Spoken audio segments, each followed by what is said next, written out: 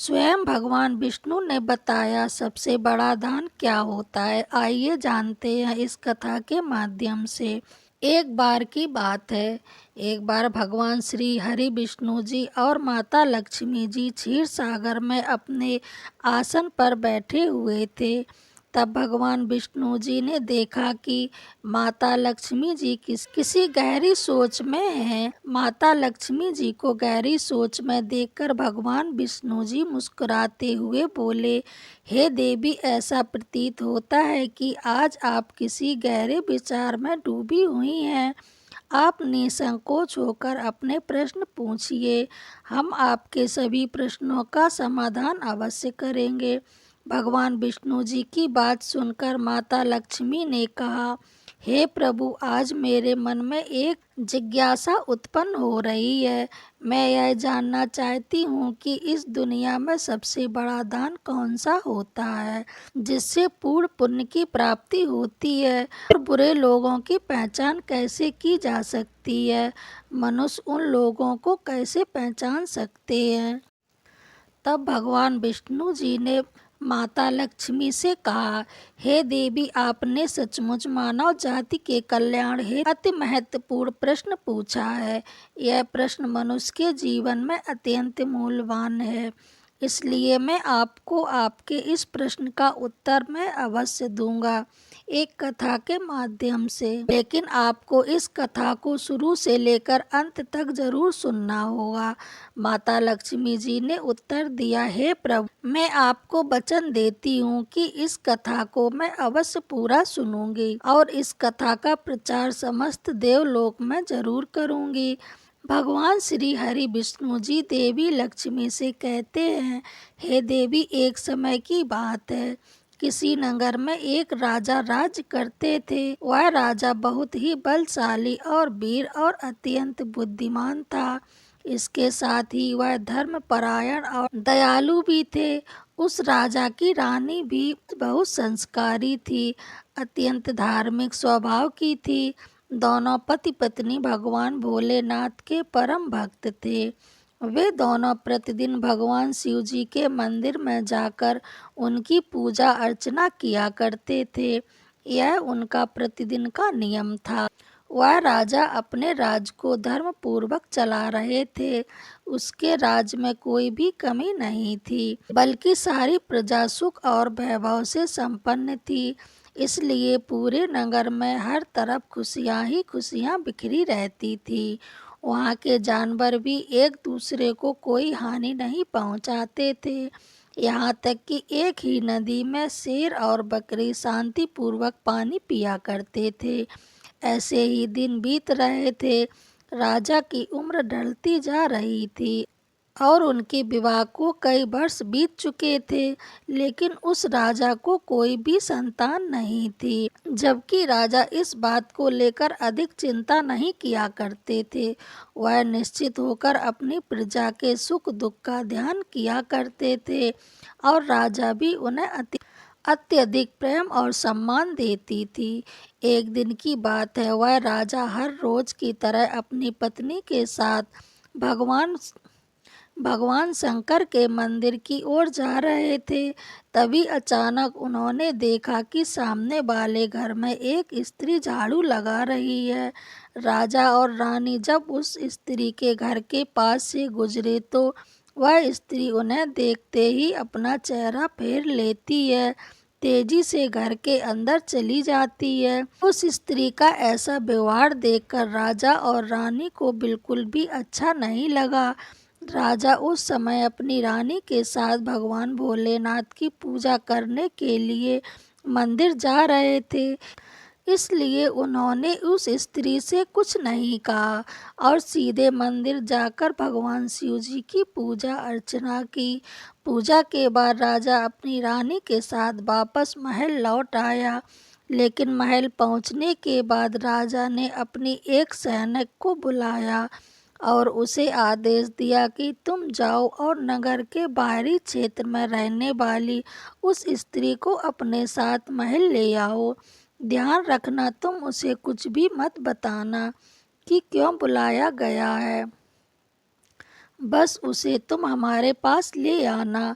भगवान विष्णु जी कथा सुनाते हुए आगे कहते हैं कि हे देवी, राजा का आदेश पाते ही वह सैनिक तुरंत ही उस महिला के घर पहुंच जाते हैं। उस समय महिला का पति घर पर नहीं था। फिर वह सैनिक उस स्त्री के घर के दरवाजे को खटखटाने लगता है। कुछ देर बाद वह महिला अपने घर का दरवाजा खोलती है। सामने राजा का सैनिक खड़ा देखकर वह महिला हैरान हो जाती है और पूछती है, क्या क्या हुआ, आप मेरे घर पर क्यों आई हैं? उस महिला की बात सुनकर राजा का वह सैनिक उसे कहता है, चलो मेरे साथ, महाराज ने तुम्हें राजमहल में बुलाया है, उन्हें आपसे कुछ बात करनी है। यह सुनकर वह महिला अपने मन में सोचती है, आखिर महाराज का आदेश है, इसे ठुकराया तो नहीं जा सकता, मुझे राज दरबार में जाना ही होगा। उसके बाद वह सैनिक उस स्त्री को अपने साथ लेकर राजमहल पहुंच जाता है। महल में पहुंचकर वह महिला राजा को प्रणाम करती है और कहती है, हे राजा, आपने मुझे यहाँ क्यों बुलाया है? क्या मुझसे कोई गलती हो गई है? उस स्त्री की बात सुनकर राजा कहते हैं, तुम मुझे एक बात बताओ, आज सुबह जब मैं और मेरी पत्नी भगवान शंकर के मंदिर में जा रहे थे तो तुमने मुझे देखकर अपना मुंह क्यों फेर लिया था? और मुझे आते हुए देखकर तुम दौड़ते हुए अपने घर में चली गई। तुमने मुझे देखकर ऐसा दुर्व्यवहार क्यों किया? तब वह महिला राजा से कहती है, हे राजा, आप भले ही मुझे मृत्यु दंड दे दें तो भी मुझे कोई ऐतराज नहीं होगा, परंतु मैं सच ही कहूँगी, आपके महल में बड़े बड़े विद्वान हैं, पंडित हैं, अगर मैं गलत बात बोलूँ तो आप उनसे पूछ सकते हैं कि आप हमारे नगर में यह मान्यता है कि जो सुबह सुबह आपका चेहरा देख लेता है तो उस व्यक्ति का पूरा दिन खराब हो जाता है।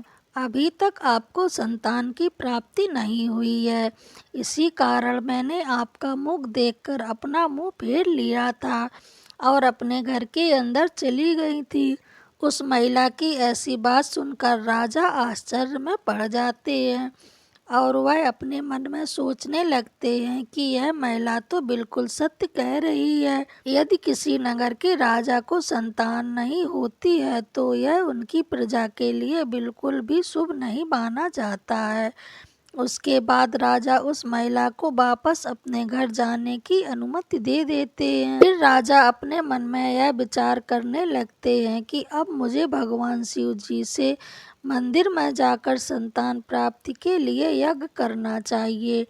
ऐसा सोचकर वह राजा अपने कक्ष में लौटकर रानी से कहता है, हे प्रिय, हमारे नगर के लोग हमारे चेहरे को देखना भी पसंद नहीं करते हैं क्योंकि हमारे पास अभी तक कोई संतान नहीं है, इसलिए हमें भगवान शिव जी के मंदिर में जाकर संतान के लिए यज्ञ करना चाहिए। हम भगवान भोलेनाथ के मंदिर में चलते हैं और भगवान शिव से प्रार्थना करेंगे कि वे हमें पुत्र प्रदान करें। राजा की बात सुनकर रानी भी उनकी बात मान लेती है। फिर राजा और रानी दोनों भगवान शिव जी के मंदिर पहुंच जाते हैं और भगवान शिव जी की पूजा करके संतान प्राप्ति के लिए यज्ञ का आयोजन करते हैं। भगवान शिव जी की कथा सुनाते हुए आगे कहते हैं, हे देवी, पुत्र प्राप्ति के लिए राजा और रानी ने यज्ञ का आयोजन किया, लेकिन यज्ञ संपन्न होने के बाद भी उन्हें संतान की प्राप्ति नहीं हुई। यज्ञ के निष्फल होने से राजा अत्यंत निराश हो गए। यज्ञ का आयोजन करने वाले पंडित भी सोच में पड़ गए। पंडित जी ने मन ही मन सोचा, अब तक जिसने भी यह यज्ञ किया है उनमें से कोई भी यज्ञ आज तक विफल नहीं हुआ है। इसका अर्थ यह है कि शायद इस राजा के भाग्य में ही खोट है और ऐसा प्रतीत होता है कि ईश्वर ने इस राजा के भाग्य में संतान का योग लिखा ही नहीं है, इसलिए संतान प्राप्ति का यज्ञ करने के बाद भी उन्हें संतान की प्राप्ति नहीं हो रही। राजा हर संभव प्रयास करके थक चुका था और वह गहरे निराश में डूब चुका था। वह रात दिन संतान की कमी के बारे में सोचता और चिंता में खोया रहता था। एक दिन सिंहासन पर बैठे बैठे राजा को अचानक एक बात याद आती है कि दूसरे नगर के वन में एक महात्मा जी निवास करते हैं, जिनकी ख्याति दूर दूर तक फैली है। राजा के मन में विचार आता है कि शायद उस महात्मा के पास मेरे इस कष्ट का कोई समाधान हो। अगर मैं उनके पास जाऊं तो वे मुझे पुत्र प्राप्ति का कोई भी उपाय जरूर बताएंगे। मुझे उनके पास जाना चाहिए। अपने मन में यह निर्णय लेकर राजा तुरंत अपनी रानी के पास जाता है और उनसे कहता है, हे प्रिय, दूसरे नगर के वन में एक महान तपस्वी और ज्ञानी महात्मा जी रहते हैं। मुझे लगता है कि हमें उनके पास जाना चाहिए। हो सकता है कि वे हमें पुत्र प्राप्ति का कोई मार्ग जरूर बताएंगे। फिर रानी भी राजा की इस बात से सहमत हो जाती है। रानी ने कहा, हे स्वामी, आपकी बात बिल्कुल सही है। हमें महात्मा जी के पास अवश्य जाना चाहिए। रानी की सहमति पाकर राजा और रानी दोनों ने एक रथ में बैठकर महात्मा जी के दर्शन के लिए दूसरे वन की ओर प्रस्थान हो जाते हैं। कुछ समय के बाद वे दोनों वन में पहुंच गए। रथ से उतरकर राजा और रानी दोनों जंगल के भीतर जाने लगते हैं। ऊंचे नीचे रास्ते से गुजरते हुए वे महात्मा के आश्रम की ओर बढ़ने लगते हैं। भगवान विष्णु जी कथा सुनाते हुए आगे कहते हैं, हे देवी, फिर राजा और रानी वन के भीतर महात्मा जी की कुटिया के पास पहुंच जाते हैं। वहां भी देखते हैं कि महात्मा जी एक विशाल वृक्ष के नीचे ध्यान कर रहे हैं। यह दृश्य देखकर राजा और रानी कुछ देर के लिए खामोश हो जाते हैं ताकि महात्मा जी की साधना में कोई विघ्न न आए। दोनों हाथ जोड़कर विनम्र पूर्वक महात्मा जी के सामने खड़े रहते हैं। कुछ समय बाद महात्मा जी अपनी साधना से बाहर आते हैं और अपनी आंखें खोलते हैं। तब वे देखते हैं कि राजा और रानी उनके सामने अपने दोनों हाथों को जोड़कर खड़े हुए हैं। वे महात्मा जी उस राजा को अच्छी तरह से जानते भी थे, इसलिए वे राजा को देखते ही पहचान गए और राजा से मुस्कुराते हुए कहते हैं, हे राजन, आज आप यूं अचानक से हमारे पास किस प्रयोजन से आए हैं। तब राजा ने नम्रता से महात्मा जी को प्रणाम किया और अपनी व्यथा महात्मा जी को कह सुनाई। उसने बताया कि कैसे उन्होंने पुत्र प्राप्त के लिए यज्ञ किया, परंतु सभी व्यर्थ हो गए। यह सब सुनने के बाद महात्मा जी कुछ क्षणों के लिए मौन हो गए और अपनी आंखें बंद कर ली। वे ध्यान लगाकर राजा के जीवन की घटनाओं का आंतरिक दृष्टि से अवलोक करने लगे। कुछ समय बाद महात्मा जी ने अपनी आंखें खोली और गंभीर स्वर में बोले, राजा के जीवन की घटनाओं का आंतरिक दृष्टि से अवलोकन करने लगे। कुछ समय बाद महात्मा जी ने अपनी आंखें खोली और गंभीर स्वर में बोले, राजन, मैंने आपके जीवन का एक ऐसा सत्य देखा है जिसे सुनकर आपको कष्ट हो सकता है। आपके पिछले जन्म में किए गए एक पाप का फल इस जन्म में आपके भाग्य पर भारी पड़ रहा है। आपने पिछले जन्म में एक ऐसा घोर पाप किया था जिसके परिणाम स्वरूप इस जीवन में आपके भाग्य में संतान प्राप्ति का योग नहीं है। इसी कारण से आपके सभी प्रयास निष्फल हो रहे हैं। भगवान विष्णु जी कथा सुनाते हुए कहते हैं कि हे देवी, महात्मा जी की बातें सुनकर राजा उनके चरणों में गिर जाते हैं। विनती करते हुए कहते हैं, हे महात्मा, कृपया करके आप ऐसा मत कहिए। आप ही हमारे दुख को हरने का कोई उपाय बताइए। राजा की यह व्याकुलता देखकर महात्मा जी ने उन्हें सहारा देकर अपने चरणों से उठाया और बोले, हे राजन, इतनी अधीरता आपको बिल्कुल भी शोभा नहीं देती है। मैं अभी आपको आपके इस कष्ट का निवारण करने का उपाय जरूर बताता हूँ। जिसे करने के बाद आपको अवश्य ही पुत्र की प्राप्ति होगी। इतना कहकर वे महात्मा जी अपनी कुटिया के भीतर जाते हैं और थोड़ी देर के बाद हाथ में एक कटोरी में खीर लेकर बाहर आ जाते हैं और उन्होंने यह खीर राजा को देते हुए कहा, राजन, महल पहुंचकर आप और रानी स्नान के बाद इस खीर को प्रसाद के रूप में ग्रहण कर लेना। ऐसा करने से आपको निश्चित ही पुत्र की प्राप्ति होगी। परंतु राजन, आप मेरी एक बात याद रखना, इस पुत्र की आयु 20 वर्ष की ही होगी। इस दिन आपके पुत्र की आयु 20 वर्ष की होगी, उसी दिन उसकी मृत्यु हो जाएगी। महात्मा जी की इस बात को सुनकर राजा गहरी सोच में डूब जाते हैं।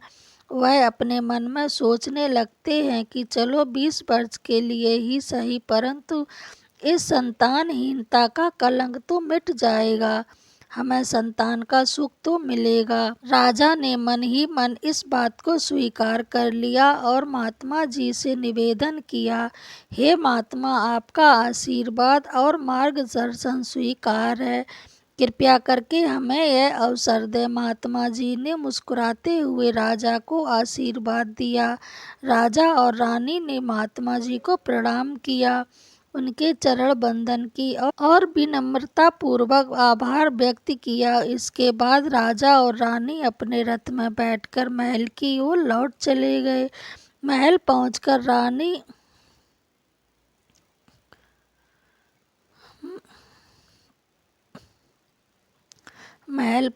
राजा और रानी स्नान आदि कर भगवान भोलेनाथ जी का प्रसाद मानते हुए श्रद्धा से उस खीर को ग्रहण कर लेते हैं।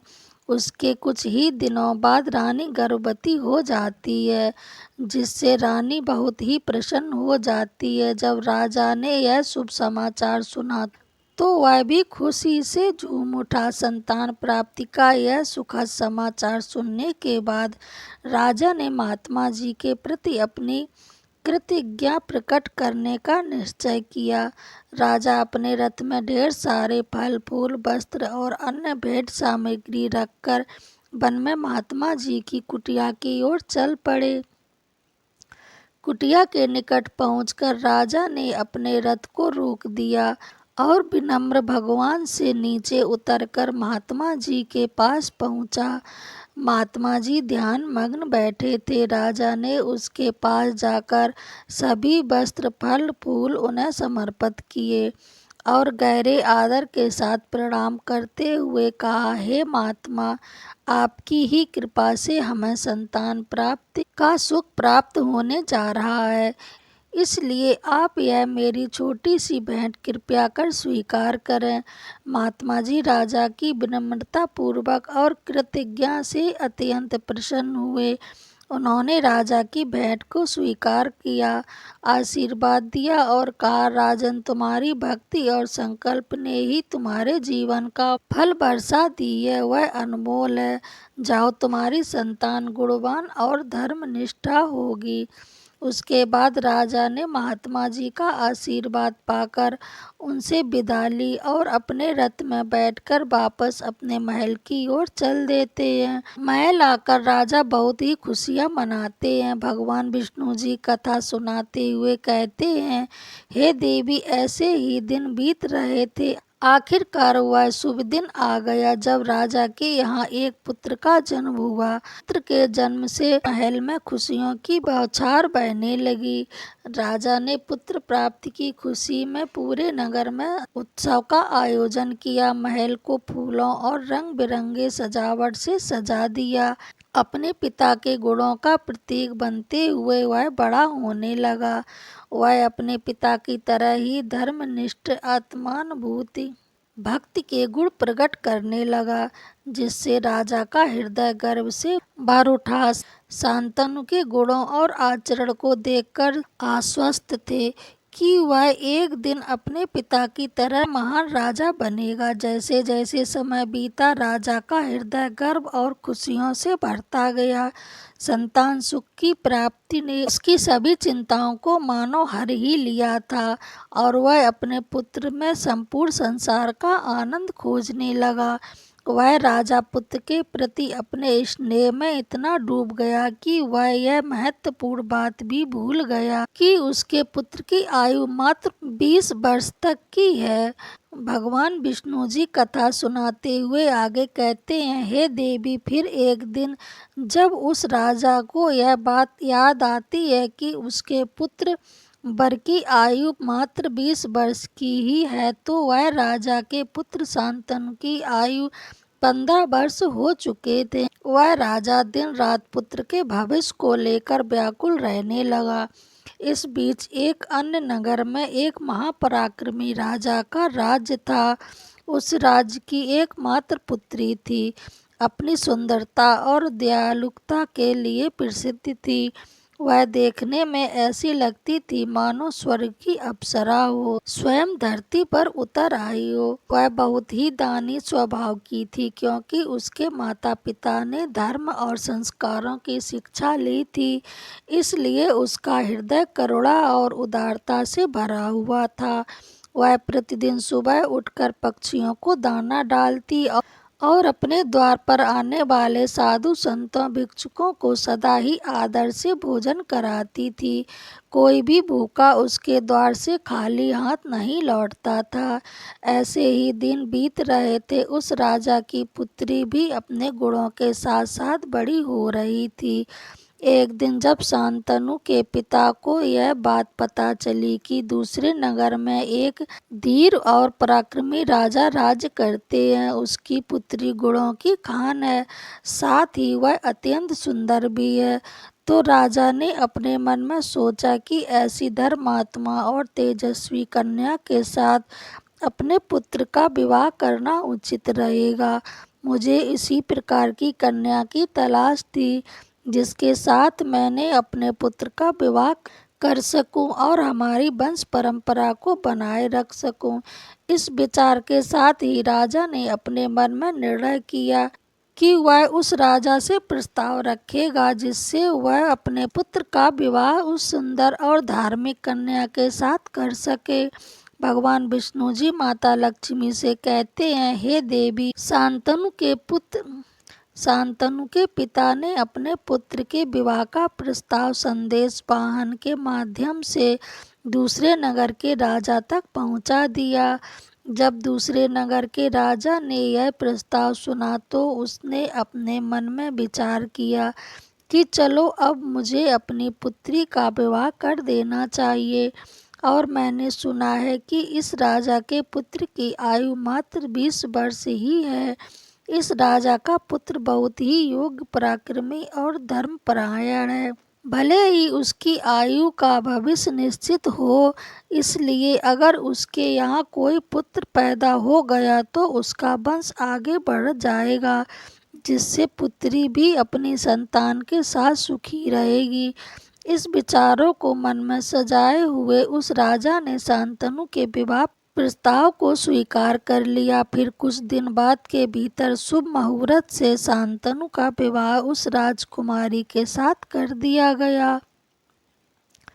राजकुमारी न केवल सुंदर थी बल्कि बहुत ही दयालु स्वभाव की थी। उसने अपने बचपन से ही नियम बनाया था कि जब तक वह किसी भूखे या असनीय प्राणी को भोजन नहीं कराती तब तक वह स्वयं भोजन ग्रहण नहीं किया करती थी। उसके माता पिता ने उसे सेवा और दान की भावना सिखाई थी और उसने अपने जीवन का अटूट हिस्सा बना लिया था। विवाह के पश्चात राजकुमारी का यह नियम उसके ससुराल में भी जारी रहता था। हर दिन वह महल के द्वार पर जाकर जरूरतमंद लोगों को भोजन कराती और अपने हाथों से उन्हें अन्न दान करती। उसकी यह दया भावना देखकर महल के सभी लोग उसका बहुत सम्मान करने लगे थे। धीरे धीरे ऐसे ही समय गुजर रहा था कि हर गुजरते दिन के लिए शांतनु की उम्र भी बढ़ रही थी। राजा और रानी इस बात को लेकर मन ही मन चिंतित रहते थे कि उसका पुत्र अब अपने जीवन के अंतिम समय की ओर बढ़ रहा है। उन्हें महात्मा की वह भविष्यवाणी हमेशा याद रहती कि शांतनु की आयु केवल 20 वर्ष की ही है। इस दुखद सत्य को केवल राजा और रानी ही जानते थे। उन्होंने यह बात किसी और को नहीं बताई थी ताकि महल में कोई चिंता का माहौल ना बने। जैसे जैसे शांतनु की आयु 20 वर्ष की ओर बढ़ती जा रही थी, राजा और रानी की चिंता भी बढ़ती जा रही थी। अपने पुत्र के प्रति उनका प्रेम और मोह इतना अधिक हो गया था कि चाहकर भी इस चिंता से मुक्ति नहीं पा रहे थे। भगवान विष्णु जी कथा सुनाते हुए कहते हैं कि हे देवी, फिर वह दिन भी आ गया कि जब शांतनु के जीवन के मात्र 3 दिन शेष रह जाते हैं। राजा और रानी का दिल भारी हो जाता है। राजा बार बार अपने मन में सोचने लगता है कि अब मैं क्या करूं। मेरा पुत्र 3 दिन के बाद मुझसे हमेशा के लिए दूर हो जाएगा।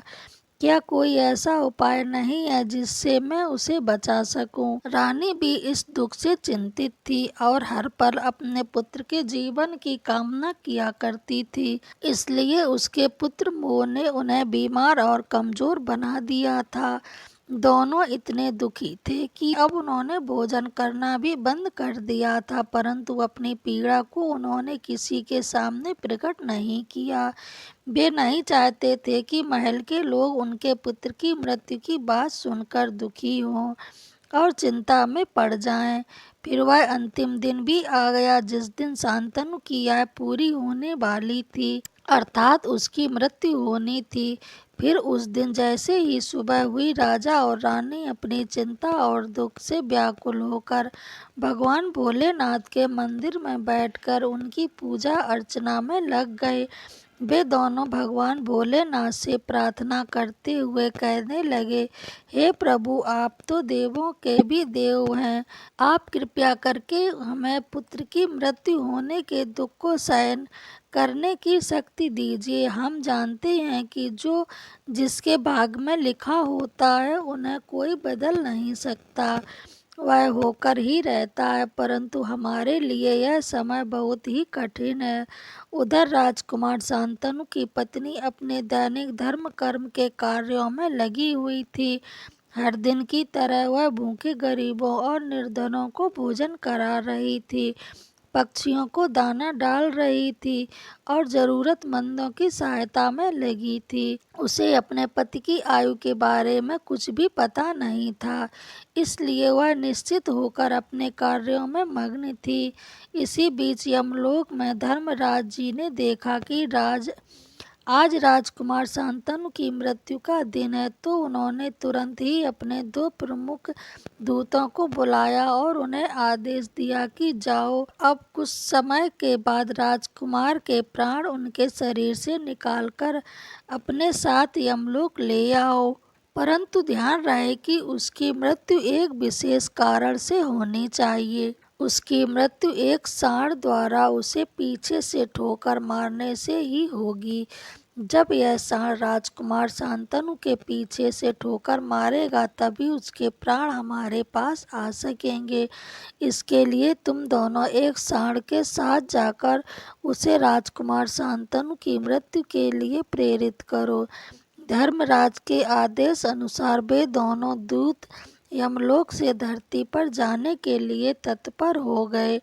भगवान विष्णु जी माता लक्ष्मी से कहते हैं, हे देवी, वे दोनों यमदूत राजकुमार शांतनु के प्राण लेने के लिए आकाश मार्ग से होते हुए पृथ्वी लोक पर पहुंच जाते हैं। दूसरी ओर धर्मराज की माया के प्रभाव से एक सांड ने अपने मन में सोचा कि आज मुझे राजमहल के सुंदर बगीचे में प्रवेश करना चाहिए और वहां घूमना चाहिए। मुझे देखना चाहिए कि राजमहल का बगीचा कैसा है।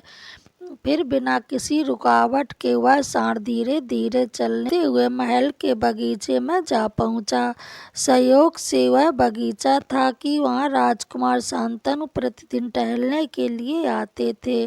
धर्मराज की माया से प्रेरित वह सांड जैसे ही बगीचे में प्रवेश करता है तो वहां जाकर वह घास चरने और इधर उधर घूमने लगता है। उसी समय धर्मराज जी ने दो दूतों राजमहल बगीचों के द्वार के सामने खड़े हो गए। वे दोनों बगीचे के भीतर की गतिविधियों पर नजर बनाए थे। कुछ समय बाद राजकुमार शांतनु उस बगीचे में टहलने के लिए आते हैं।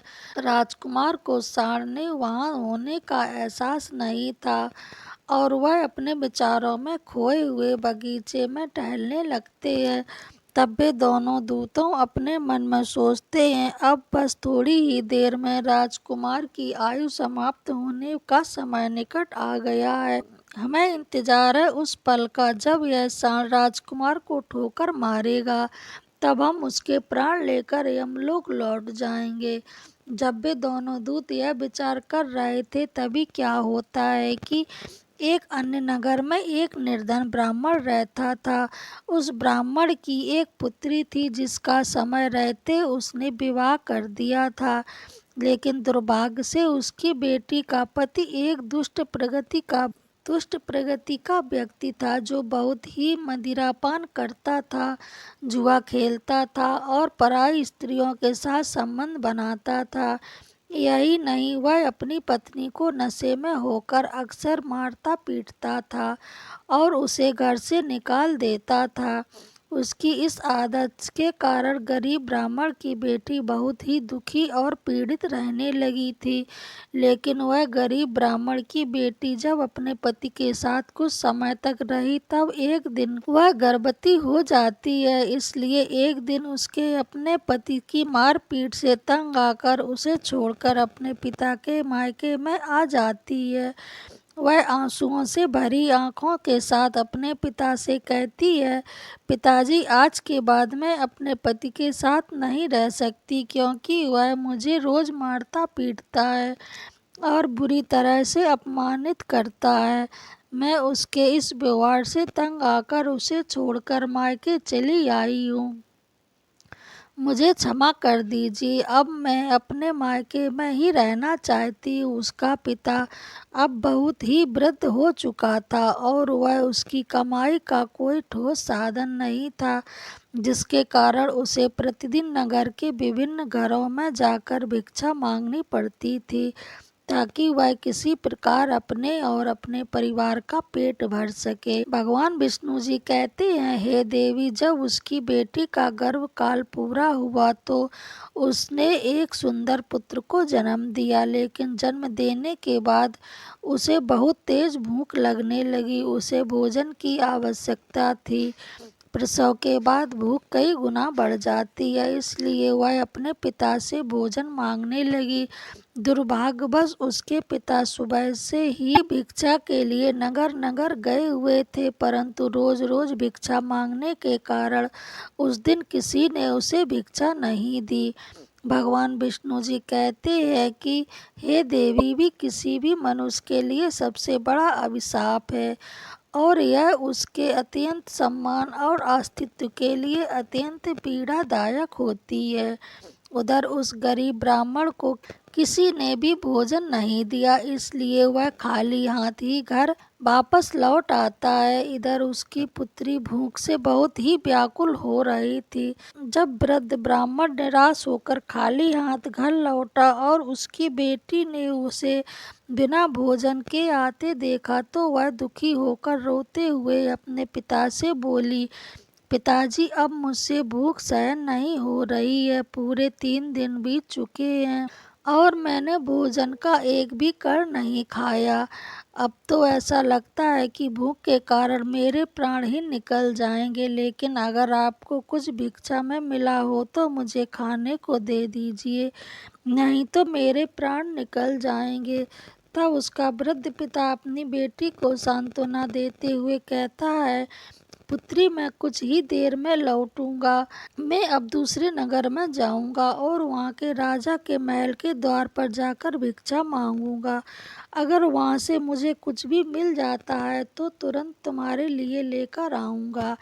अपनी बेटी से कहकर वृद्ध ब्राह्मण वहां से निकल पड़ता है। इधर राजकुमार शांतनु की पत्नी, जो रोजाना गरीबों को भोजन कराती थी, उस दिन उस नगर के राजा और रानी दोनों अत्यधिक बीमार पड़ गए थे, क्योंकि पुत्र मोह के कारण वे बहुत ही चिंतित थे और शांतनु की पत्नी उसके कक्ष में थी, इसलिए आज उसने गरीबों को भोजन नहीं करवा पाया था।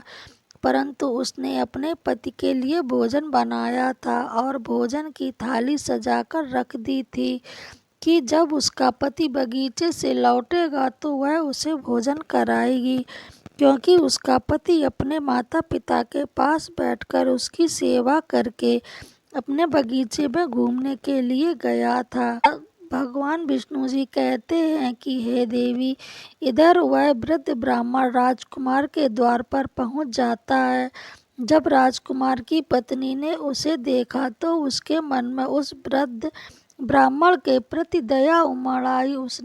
उसके बाद वह वृद्ध ब्राह्मण उस राजकुमार की पत्नी की तरफ देखकर विनम्रता से कहने लगता है कि हे पुत्री, यदि मुझे इसमें से कुछ भोजन मिल जाए तो तुम्हारा बड़ा ही उपकार होगा। राजकुमार की पत्नी को उस ब्राह्मण की बात सुनकर उस पर बहुत दया आई। उसने सोचा, यह तो कोई गरीब ब्राह्मण है जो भूखा है और मुझसे कुछ भोजन मांग रहा है। यह सोचकर राजकुमारी की पत्नी उसे भोजन देने के लिए तैयार हो गई, लेकिन अचानक वह अपने मन में सोचने लगी कि यह भोजन तो मेरे अपने पति के लिए बनाया है। अगर मैं इसे यह भोजन दे दूंगी तो मेरे पति क्या खाएंगे। लेकिन अगले ही पल उसने सोचा कि मेरे पति तो अभी बगीचे में घूमने के लिए गए हैं, तब तक मैं यह भोजन इस गरीब ब्राह्मण को दे देती हूँ और जब मेरे पति वापस आएंगे तो मैं उनके लिए फिर से भोजन बना दूंगी। इस भूखे ब्राह्मण की सहायता करना अधिक आवश्यक है। अपने मन में यह सोचकर राजकुमारी की पत्नी ने अपने पति के लिए बनाया हुआ भोजन उसे भूखे ब्राह्मण को दे दिया। उसके बाद वह ब्राह्मण भोजन की थाली लेकर जल्दी जल्दी अपने नगर की ओर रवाना हो गया और वह भोजन लेकर अपने घर आ गया। उसकी पुत्री 3 दिनों से भूखी थी। उसके 3 दिनों से कुछ भी नहीं खाया था और उसके चेहरे पर भूख की पीड़ा साफ झलक रही थी। उधर राजकुमार शांतनु को बगीचे में टहलने गया था। अपने कक्ष की ओर वापस लौट रहा था। बगीचे के बाहर खड़े यमदूत राजकुमार के प्राण लेने के लिए तैयार थे और एक सांड भी धर्मराज की माया से प्रेरित होकर वहीं घूम रहा था। वे दोनों यमदूत मन में सोच रहे थे कि बस अब कुछ ही पल बाकी हैं और जैसे ही सांड राजकुमार को पीछे से ठोकर मारेगा, हम राजकुमार के प्राण हर लेंगे और यमलोक लौट जाएंगे। भगवान विष्णु जी माता लक्ष्मी से कहते हैं, देवी, इधर वह वृद्ध ब्राह्मण अपने घर पहुंचा और उसने तुरंत अपनी भूखी बेटी को यह भोजन दे दिया। तब उसकी बेटी उससे कहने लगती, पिताजी, यह भोजन आप कहाँ से लाए हो। तब बूढ़े ब्राह्मण ने उत्तर दिया कि पुत्री, यह भोजन मुझे दूसरे नगर की महारानी ने दिया है। उस नगर के राजा की पुत्र वधू बहुत ही दयालु और उदार हृदय की है। उसने मुझ पर दया करके यह स्वादिष्ट भोजन दिया है। यह भोजन देखकर उस वृद्ध ब्राह्मण की बेटी की आत्मा से आशीर्वाद निकलने लगा। वह भगवान से प्रार्थना करने लगी कि हे भगवान, जिसने भी मेरे पिता को यह भोजन दिया है उसका सुहाग अमर रहे और वह सदा सौभाग्यवती बनी रहे। जैसे ही उसने भोजन का निवाला अपने मुंह में डाला, उसकी आत्मा की तृप्ति हो गई और उसकी आत्मा से सच्चे मन से आशीर्वाद निकलने लगे कि महारानी का पति दीर्घ आयु और स्वस्थ रहे। इधर राजकुमार शांतनु अपने महल की ओर बढ़ रहा था और बगीचे के बाहर खड़े यमदूत उसकी मृत्यु का बेसब्री से इंतजार कर रहे थे। परंतु जैसे ही राजकुमार बगीचे में उस सांड के सामने पहुंचा तो सांड ने तुरंत उसे पीछे से ठोकर मारने के लिए अपनी ताकत जुटाई। वह अपनी सींग से उसे मारने ही वाला था कि तभी अचानक से देवदूत वहां प्रकट हो जाते हैं और अपनी दिव्य शक्ति से उस सांड को बेहोश कर देते हैं। वह सांड हिल भी नहीं पा रहा था, उसके आगे बढ़ने की भी बिल्कुल भी शक्ति नहीं थी। इस पर वह सांड अपने मन में सोचने लगा कि यह मुझे क्या हो गया है। अभी तो मैं इस राजकुमार को पीछे से ठोकर मारने वाला ही था और अब मैं खुद ही चलने के असमर्थ हूँ। भगवान विष्णु माता लक्ष्मी से कहते हैं, हे देवी, यह सब उस ब्राह्मण की भूखी बेटी का आशीर्वाद का प्रभाव था जो उसने भोजन करते समय दिया था। उस आशीर्वाद की शक्ति के कारण ही वे देवदूत वहां आकर खड़े हो गए थे। इसके बाद वे देवदूत यमराज के उन दूतों से कहते हैं, हे यमदूत, तुम इस राजकुमार के प्राण नहीं ले सकते। जिस प्रकार श्राप असर दिखता है उसी प्रकार आशीर्वाद भी फलित हो जाता है। अब राजकुमार और सांड के बीच वे दो देवदूत आशीर्वाद रूपी दीवार बनकर खड़े थे और राजकुमारी का दान मृत्यु के समय की ओर नहीं बढ़ने दे रहा था। फिर वे यमदूत देवताओं से कहते हैं, हे देवदूतों, तुम सभी यहाँ से लौट जाओ और हमें हमारा काम करने दो, क्योंकि हमारा उद्देश्य है इस राजकुमार के प्राण लेकर यमलोक जाना। क्योंकि हमारा उद्देश्य है कि इस राजकुमार के प्राण लेकर यमलोक लौट जाना है। तब देवदूतों ने दृढ़ता से उत्तर दिया, नहीं यमदूतों, ऐसा कभी नहीं हो सकता। हमारे रहते यह संभव नहीं है, क्योंकि हमें स्वयं भगवान शंकर जी ने भेजा है। दोनों पक्षों के बीच बहस छिड़ जाती है और फिर यह बहस धीरे धीरे एक युद्ध में बदल जाती है। यमदूतों की शक्ति के सामने यमदूत असमय हो जाते हैं और हार मानकर वापस यमलोक लौट जाते हैं। यमलोक में पहुंचकर यमदूतों ने महाराज जी से कहा, हे महाराज, हम उस राजकुमार के प्राण नहीं ला पाए। तब यमराज जी उन दूतों से कहते, यह कैसी विडंबना है, तुम लोग खाली हाथ क्यों वापस आए। यमदूत जी की बात सुनकर यमराज जी से कहते हैं, हे महाराज, हम उस राजकुमार के प्राणों को लेने के लिए गए थे, लेकिन अचानक से पता नहीं दो देवदूत हमारे सामने आकर खड़े हो गए और उन दोनों के सामने हमारी कोई भी शक्ति काम नहीं कर पाई। यमराज यह सुनकर सोच में पड़ गए और बोले, ऐसी कोई भी बड़ी शक्ति है जो उस राजकुमार की मृत्यु के मार्ग में बाधा बन रही है। फिर भी यमदूत यमराज जी कहते हैं कि हे महाराज, एक तो उसके दान की शक्ति और आशीर्वाद की शक्ति जिसने यम देवदूतों को और भी शक्तिशाली बना दिया है। तब यमराज जी अपने दूतों से कहने लगते हैं कि यह कार्य तुमसे नहीं हो पाएगा, तुम लोग रहने दो, मुझे स्वयं पृथ्वी लोक पर जाकर उस राजकुमार के प्राण लेने होंगे। भगवान विष्णु जी कहते हैं कि हे देवी, अपने दूतों से इतना कहकर यमराज जी स्वयं पृथ्वी लोक पर पहुंच जाते हैं और उस महाराज के महल में बगीचे में प्रकट हो जाते हैं। वहाँ उन देवदूतों से यमराज जी कहते हैं, हे देवदूतों, क्या तुम लोग नहीं जानते कि विधि का विधान अटल है। जब किसी की आयु पूरी हो जाती है तो उसे यमलोक जाना ही होता है और उस राजकुमार की भी आयु अब पूर्ण हो चुकी है, इसलिए मैं इसके प्राण लेने आया हूँ। तब देवदूतों ने यमराज से कहा, हे प्रभु, आप हमें बताइए कि ब्राह्मण जी और विष्णु जी तब को भी श्राप का प्रभाव सहना पड़ा था। यदि आपका मान रखा जा सकता है तो क्या आशीर्वाद का मान नहीं रखा जा सकता। इस राजकुमार को भूखे को भोजन देने का आशीर्वाद प्राप्त हुआ है। उन देवदूतों की बात सुनकर यमराज जी उन देवदूतों से कहते, आप लोग सत्य कह रहे हैं, परंतु अब मुझे क्या करना होगा। तब वे देवदूत यमराज जी से कहते हैं, हे प्रभु, आप इस राजकुमार की आयु 100 वर्ष कर दीजिए। इसके बाद ही आप इस राजकुमार के प्राण लेने के लिए पधार सकते हैं, और यही भगवान शिव जी का भी आदेश है। उन देवदूतों की बात मानकर यमराज जी ने महाराज शांतनु की आयु 100 वर्ष कर दी और वापस यमलोक लौट गए।